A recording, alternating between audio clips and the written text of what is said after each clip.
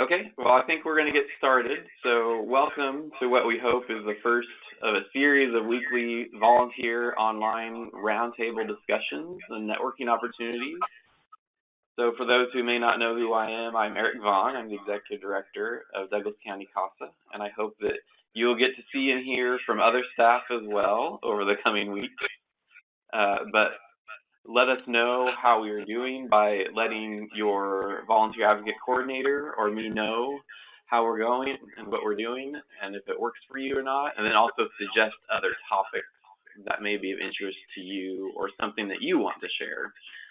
We want this to work for everyone. We will go ahead and get started. Our topic today is maintaining connection with kids. So Douglas County CASA, we're committed to safe and healthy relationships, and we are working very hard to ensure that you all and your connections with children are sustained and perhaps even improved during this time of COVID-19, all the regulations and executive orders that are requiring what is called social distancing and staying at home. So we want to follow these recommendations and protocols by staying safe and not having face-to-face contact or physical contact with others. However, we believe that more than ever, it's important that volunteers maintain contact with your assigned children during this time of changing circumstances and uncertainty. And as you all are very well aware, lots of these kids have experienced trauma, and kind of their responses to that going to be probably a little bit stronger and maybe more complicated than other kids and people. So we at Douglas County CASA are recommending that you, at a minimum, contact your kid once a week, and more than that if you would like. And so today, we'd like you as volunteers to share the ways that you have interacted with your assigned children during the last few weeks. And to start off the conversation, we've invited two volunteers who, due to the circumstances of their cases, have already been contacting or making contact with their children using technology and other means rather than face-to-face. So after we've chatted with our guests, we will open up the conversation for you all to answer questions or provide your own answers to those questions and ask additional questions and make comments. So just make a few introductions. So today, obviously, have me, but then we have Charla and Julie with us as well. So first, let me introduce Charla. So she was assigned to her first case in December 2017, and she has been serving on her current case since November 2018. And in May of last year, the case was closed to the agency, so to KVC, and the case was placed with a relative out of state. And so since the case was left open to the court, Charla has remained on the case and maintained contact with the assigned child who is out of state. So I will pause here. Charla, is there anything else you'd like to add to the introduction there? No, that about covers it. All right, great. Well, thank you for agreeing to do this and talk with us. So you really have a kind of a unique perspective. So appreciate you taking time to be with us. Of course. And then we also have Julie with us. Let me see if I can get the slide advanced here. There it is. So Julie was assigned her first case in June of 2017. And she's currently serving on her second case and was just sworn in about a month ago. And then on, I guess, in the cases that ended after being sworn in on the cases with the kids, there were a lot of placement changes, and that created lots of challenges in maintaining contact. And then Julie was also very creative in staying in contact herself with the kids, but then also ensuring that they maintain contact with each other during that time. So, Julie, is there anything else that you would like to add to that intro?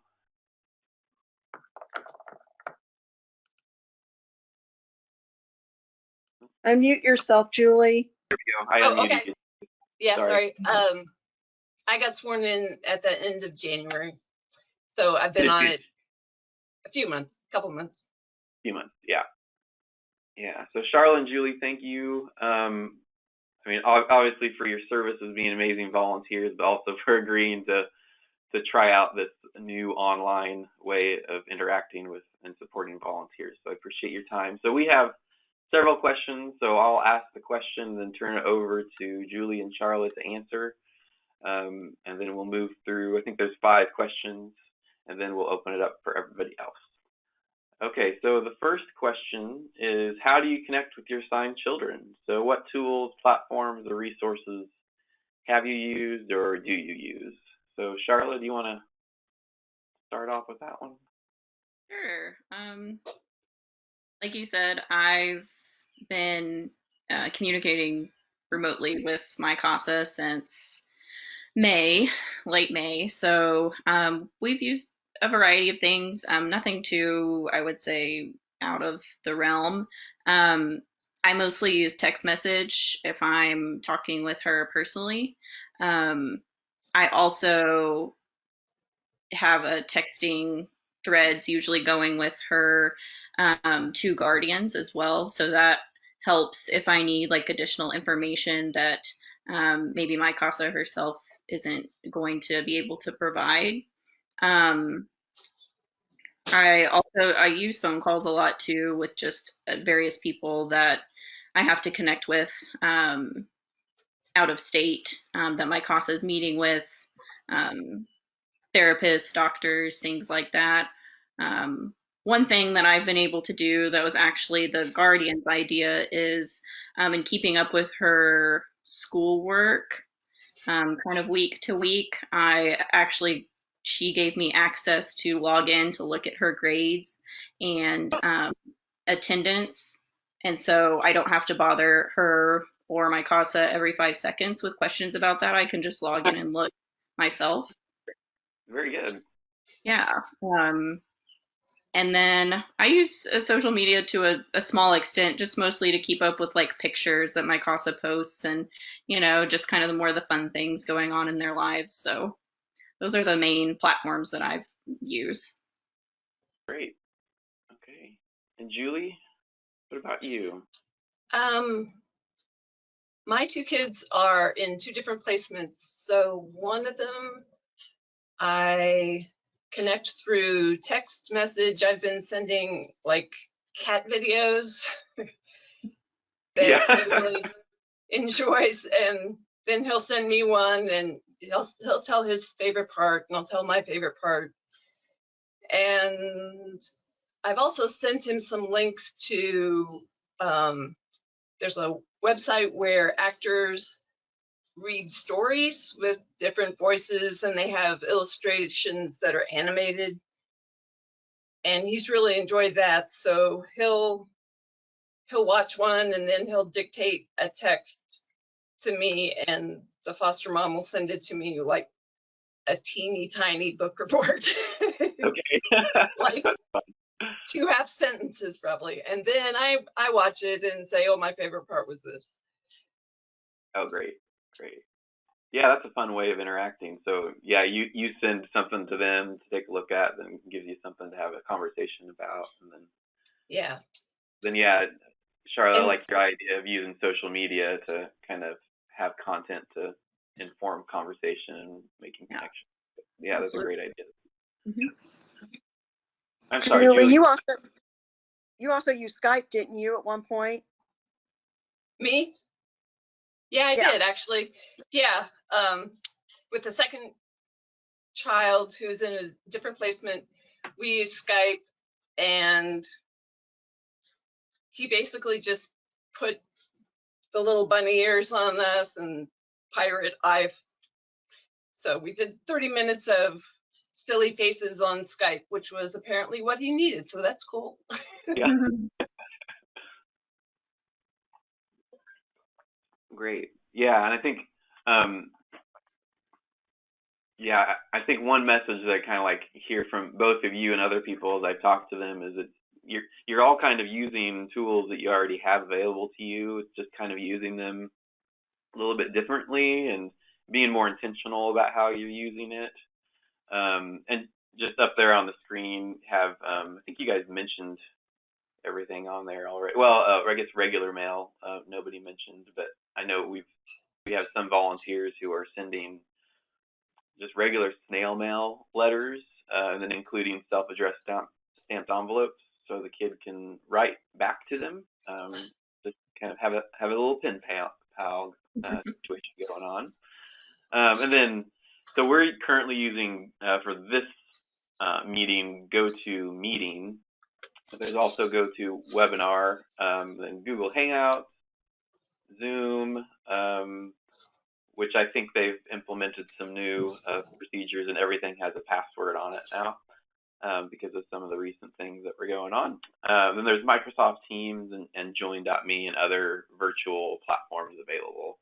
So use what's available or find something that works for you, or just use your phone and text messages like it's already been mentioned. So okay, the next question is, how frequently do you contact or see your child, and what means are you using for that? So Julie, you want to start off on that one? Yeah, it varies. Last week was when he really got excited about the book review, author story times. Okay. Another thing, so it's been, we probably did it every day last week, but Okay, before great. that it was maybe once or twice a week. Okay, that's still really good. Yeah. And the other one who's bopping around placements, it's harder. So haven't seen him in probably 10 days or contacted him. Yeah.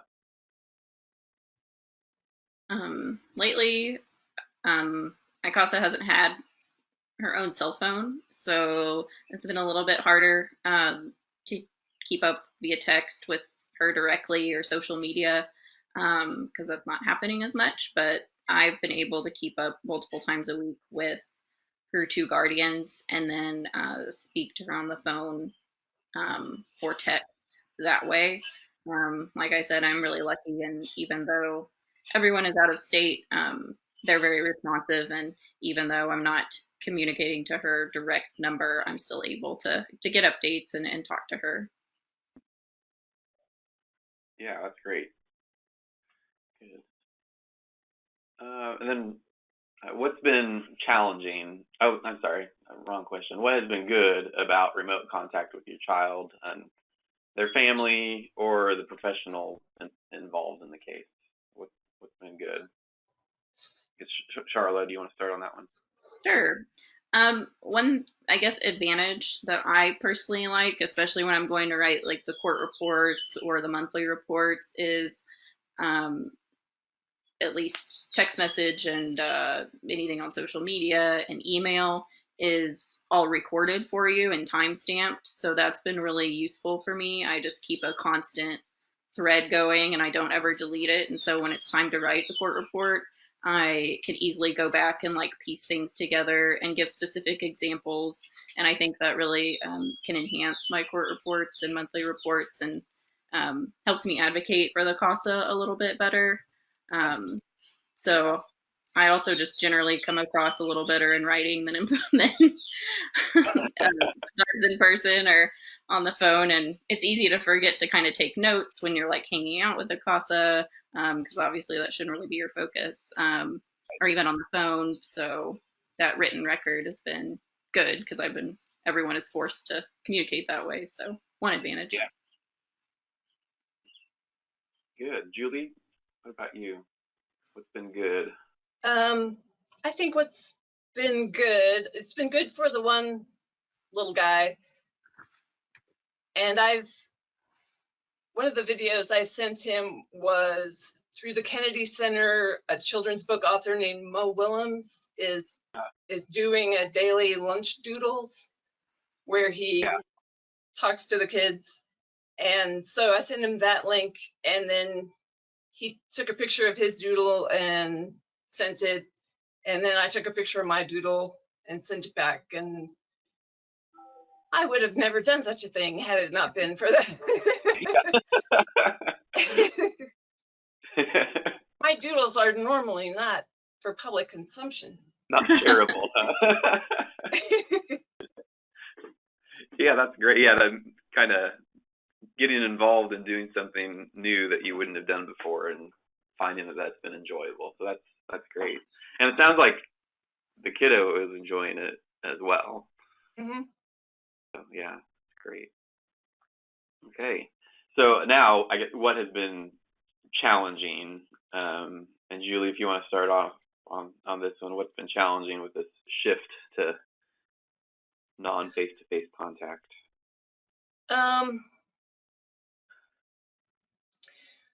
Well, when you combine somebody who's changing placements a lot and he's too small to have his own cell phone, Mm-hmm.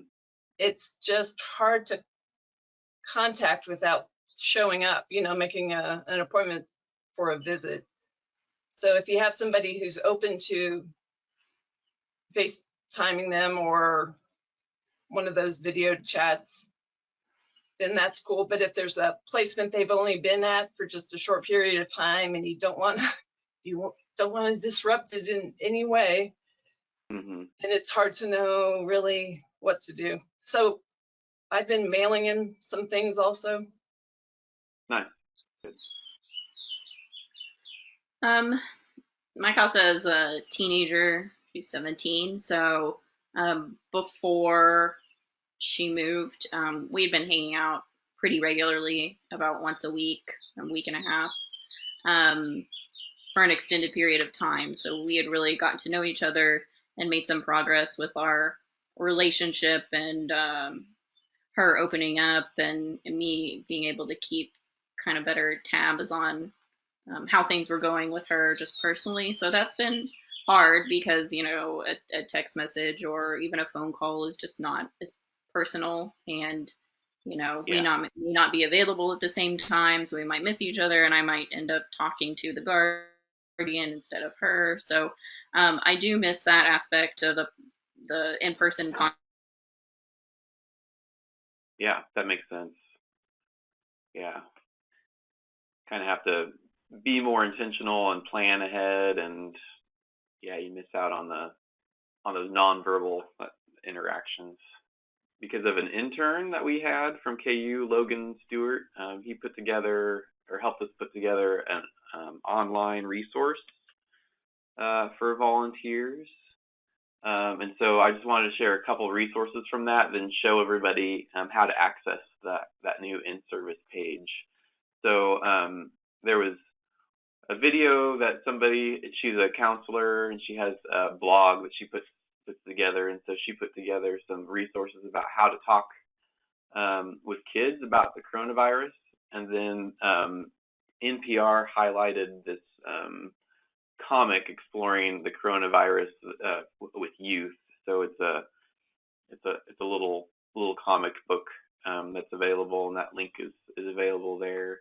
And I think just in general, trying to try to have conversations with kids, as is age appropriate, and as they bring it up, and just try to normalize it. Everybody's struggling with this, and it's okay to say that it's hard, and just try to normalize this new situation as much as possible, and help with the anxiety, and be that person that's safe to talk to about things like that.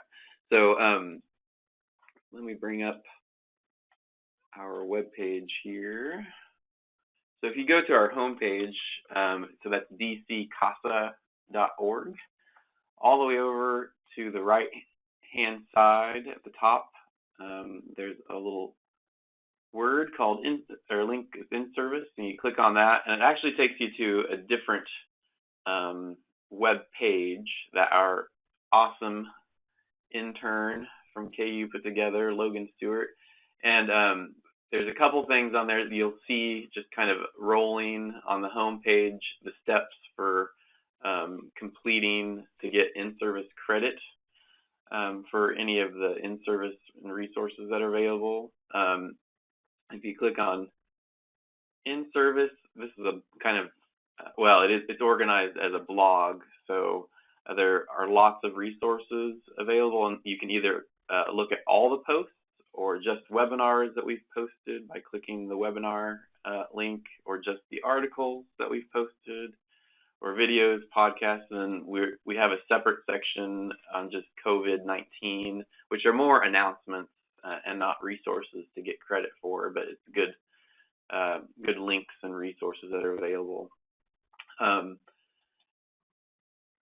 then there's a separate resources link. So these things are other sources of other or in-service opportunities, or just good information, which are just links that take you to outside links to take a look at. And then just as a reminder, the JO and Sync codebooks are available here as well, which we're required to make sure we give you guys a copy of every year.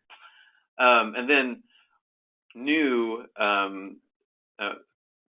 to us is this COVID section, and so you can access the COVID-19 updates, which is kind of the blog, but then there's two separate pages. One is wellness and fun for volunteers, so we want to make sure that we're supporting your wellness during this time. So it's just different activities and things that you can do to take a break and take care of yourself. And then there's a separate section that's activities for kids.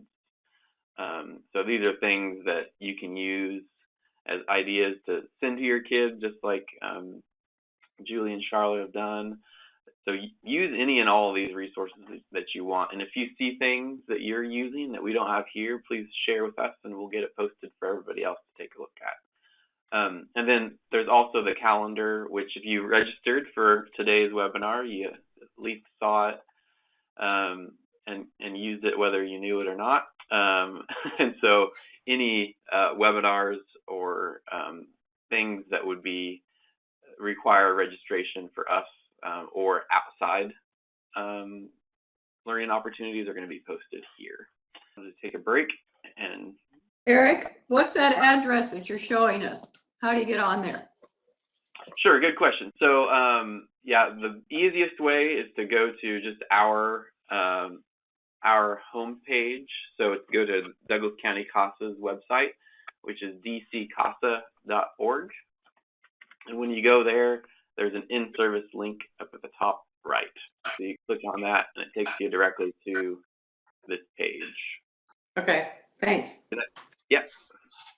I think the final question that we had that I have for Charla and Julie is what has been unexpected, and maybe if it was unexpected, how have you dealt with it? So Charla, do you want to start on that one? I was a little worried whenever my CASA moved out of state, just because I was not sure like how well the communication was going to be maintained, because it was fairly easy when she was, 5 minutes away from me or 7 minutes away from me. Right. So I was a little concerned, just because I didn't know what to expect at all. But I've been definitely pleasantly surprised by how much information and updates overall I've still been able to get, and get a pretty decent sense of, how she's doing and how her guardians are doing. And again, a lot of the credit goes to them in maintaining the communication with me. But I think it's a little, scary at first when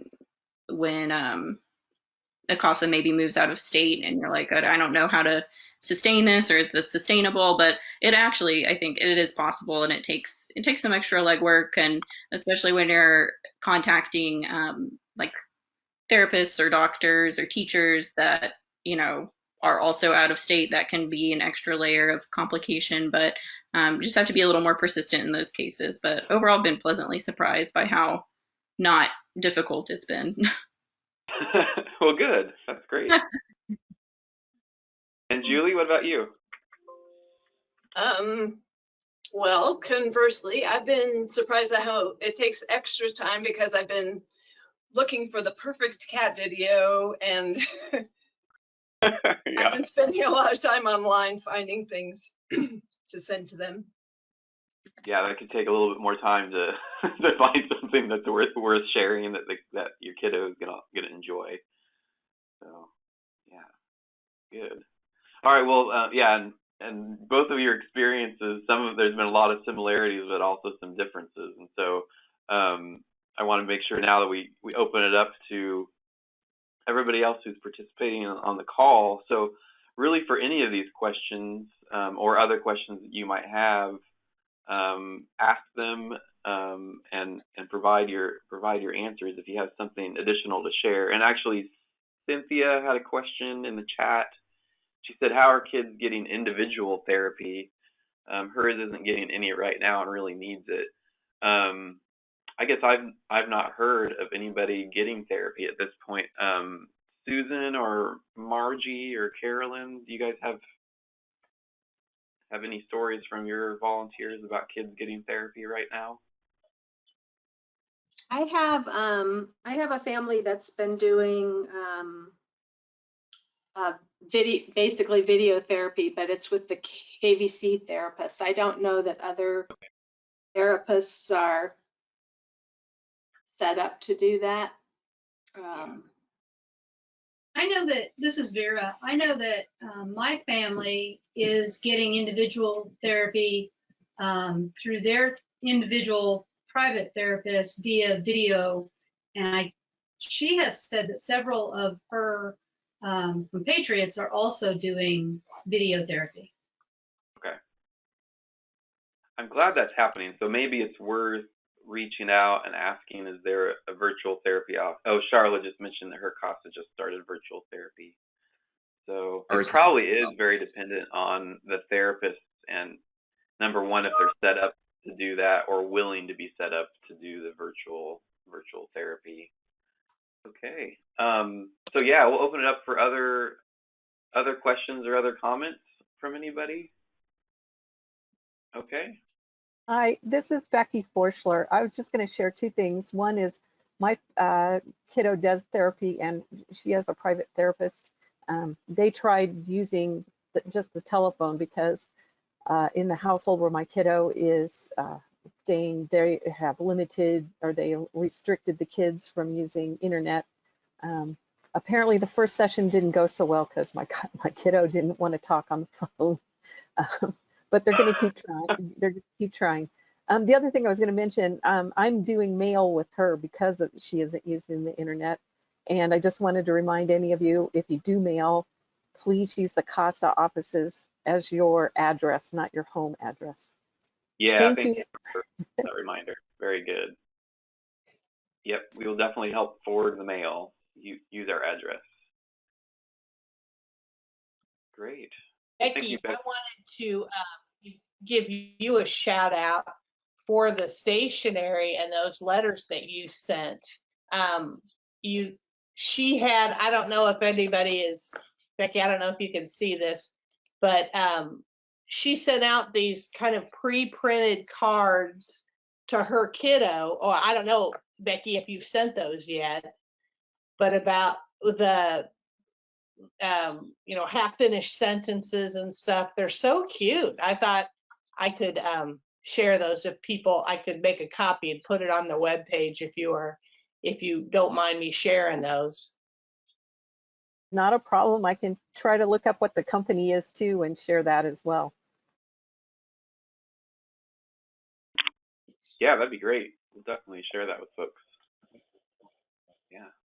Yeah, it's just a great idea for these. It's just a stationery. I've been thinking about how, and then blank you are, and I wanted to let you know that you're someone I always blank, just stuff like that. I had another idea just the other day about what to do with your kids if you're talking to them, and maybe making a looking forward to box and just putting in some of the things that when the stay-at-home orders are over with, just putting in some ideas about things that your kiddo is looking forward to doing with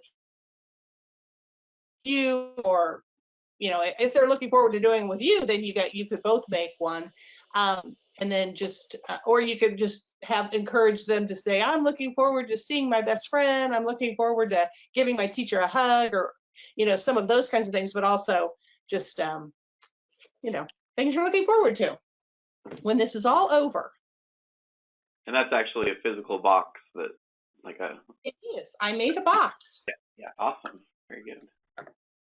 For those who can't see, make sure people know it's an actual box that Margie used her creativity to create.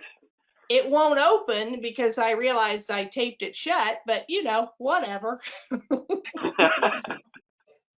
That's a good idea. I like that. Focusing on the positive. Yeah. All right. Any other ideas or questions from anyone? I just keep thinking about if our kids, we could kind of encourage them to think, you know, just starting to use more critical. Like what is it going to look like? How are we going to play basketball games? I mean, and just asking about NCAA basketball games and how are they going to do that, you know, in the fall, and just encouraging them to think about just different things and what it's going to be like, or some new inventions that might come about because of this, or what, you know, would be a cool idea. I don't know. Yeah, I think that's a good idea. Yeah. help kids be creative and think critically. That's always a good skill to have. So I put into the chat the link to the form for people to vote on topic for next week. And there's also a place where you can fill in your own ideas. But if you want, I mean, you can email me or your volunteer advocate coordinator with any ideas. And especially if it's something that you want to be able to share with your peers, we want to be able to do that. But even if it's simply an idea that you think would be interesting that you want us to look into doing a little roundtable discussion about, we'd be happy to consider that. So please take the time to vote. We'll probably put it out on Facebook or something too, so people can who are not participating today can participate and vote. So any other final words or thoughts from anybody?